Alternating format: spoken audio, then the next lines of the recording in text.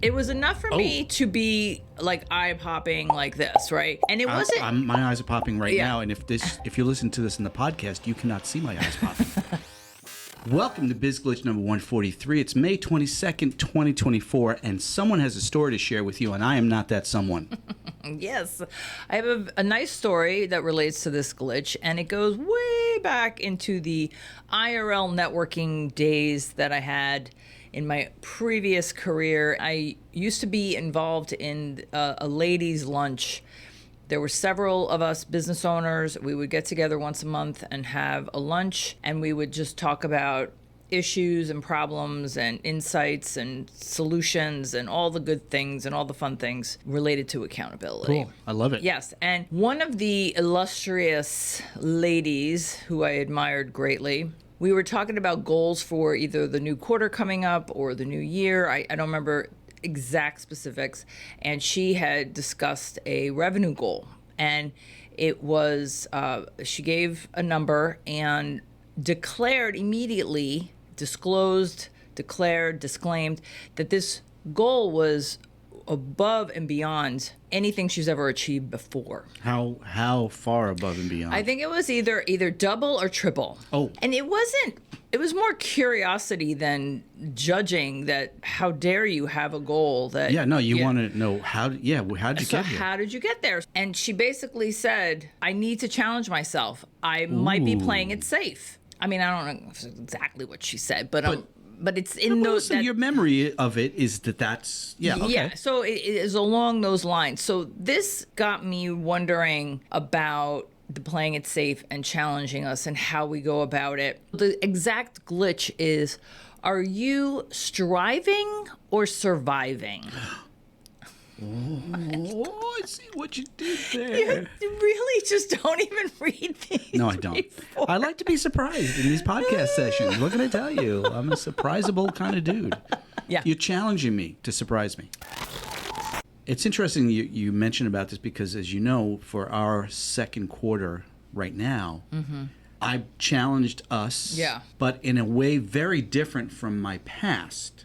So when I was a mortgage banker, I set very highfalutin goals for myself.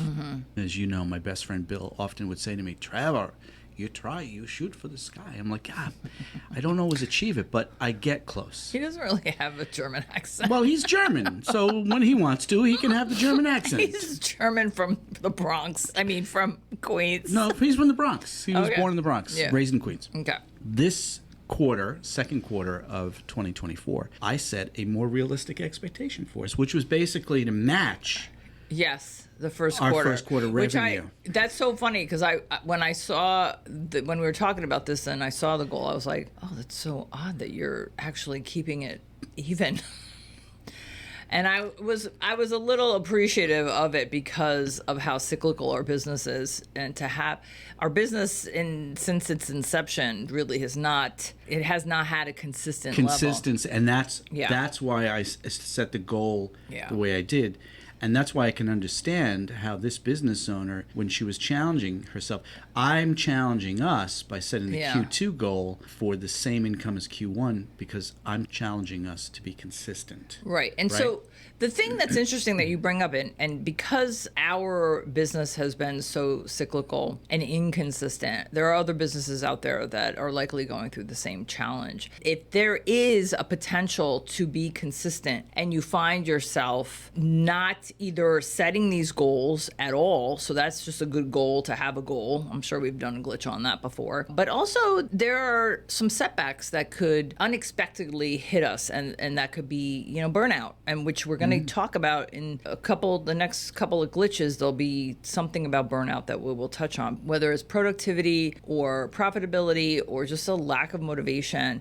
It is, I think, a prudent practice to approach if this is something that you might be stagnant on. Are you playing it safe? So is that the goal and actionable item, or The goal to and kind of actionable piggyback item, off of that? yeah, no. The goal and actionable item are to assess if you need a little nudging here and there, like how I was in this monthly accountability group. Yeah. And this is not the first time that this one was specific to women only, and it was small. There was only several of us.